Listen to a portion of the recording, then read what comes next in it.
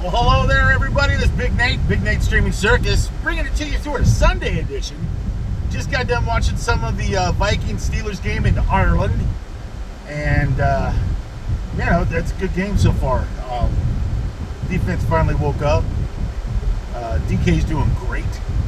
I wish I would have put the Steelers defense in instead of the Vikings, but it is what it is. I'm not going to worry about it too much. So, let's talk a little bit about the job that I'm currently doing. All right, I am driving for Spark, which is like Instacart, DoorDash stuff. Basically, it's a delivery service, but it's primarily for Sam's Club, Walmart, anything that the Walmart people own. I'm basically in tune with. Never thought I'd have this job, but it's a job that I've learned to do slowly over the last few months. It's pretty busy at times, so at least the money's coming in. Now, if you're going to drive Spark or anything like that, then you need to make sure that your algorithm, just like anything else, is to your liking. And what I found is that over time, I've been able to basically get my algorithm in tune with what I like to do. It likes to give me trips that I do repeatedly.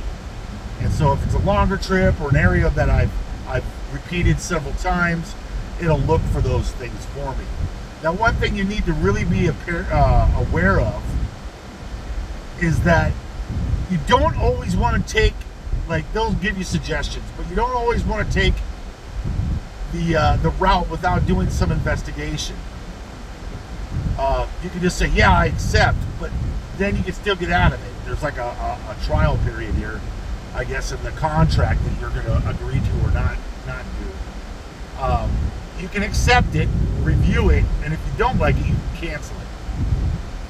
I don't like doing that because it can mess up your algorithm. But there's certain times where I'll reject something because I know that I'm not getting the money that I think I deserve for the effort that I'm putting in there. Which is what I'm trying to bring up today, is like, if you're new to Spark or you're a Spark driver out there, don't always take the first offer. I've had several offers come back to me. I had one that was just for me. I rejected it because I didn't think it was enough money. It came back to me on the open market, which means anybody has shot at it, but it was worth more money because the person had to put a tip on it that was larger and made it more economically feasible for me to take. What people don't understand is that the time that they give you is the time that you're going to be employed by that person or those persons. Does not count the time back. It doesn't put that in the information. So if it takes you 30 minutes to drive somewhere, guess what? You're not being paid for an hour, basically. So whatever time you're taking to drop something off, let's say you get $20, but you got to drive 25 minutes just to drop it off to them, plus the exchange. So that's 30 minutes. That's a 25-minute drive back to where you can get more work. So if you're working an 8-hour day, you're only getting paid in that 8 hours for basically 4 hours, because that's the time that you're actually working. And that's not counting the time that you're down waiting for calls either. So oftentimes, in order to get the equivalent of an 8-hour day that you're guaranteed by working somewhere by an hourly wage without tips or whatever, you need to work like a 12-hour day to make up for that 8-hour day. And it's still only 6 hours. Now, sometimes you can do pretty good with tips, but it's not always the case. Now, I found that intermixing drop-offs, like you can get a run of 3 that they shop, you just drop it off, as opposed to a ASP, as soon as possible shopping order, where the tips are a lot better, and it's only one run. It's not like you're driving all over the place. You just pick up their groceries, you shop for them, you bag it, you take it to your car, you put it in your car, and then you deliver those groceries to those people. Then that's the way you should do I mean, I mix it up so that my algorithm stays, like, I get a little bit of everything.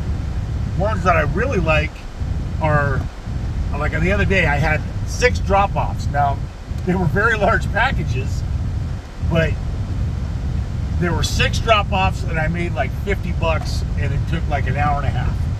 They give you those sometimes.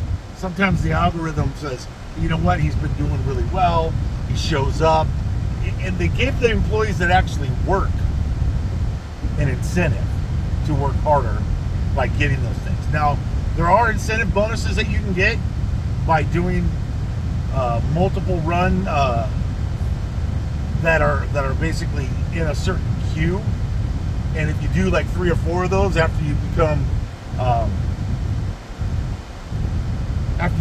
you know, qualified for that certain time period, then you can get incentive bonuses like $5, $10, $12, $18. But it's all a matter of how much you work, and the more consistent that you work, the more often you get those incentive bonuses. Now, the incentive bonuses are often, like right now, I've got one that I've got to review here. So I'm going to go, but you guys take it easy. Bye-bye.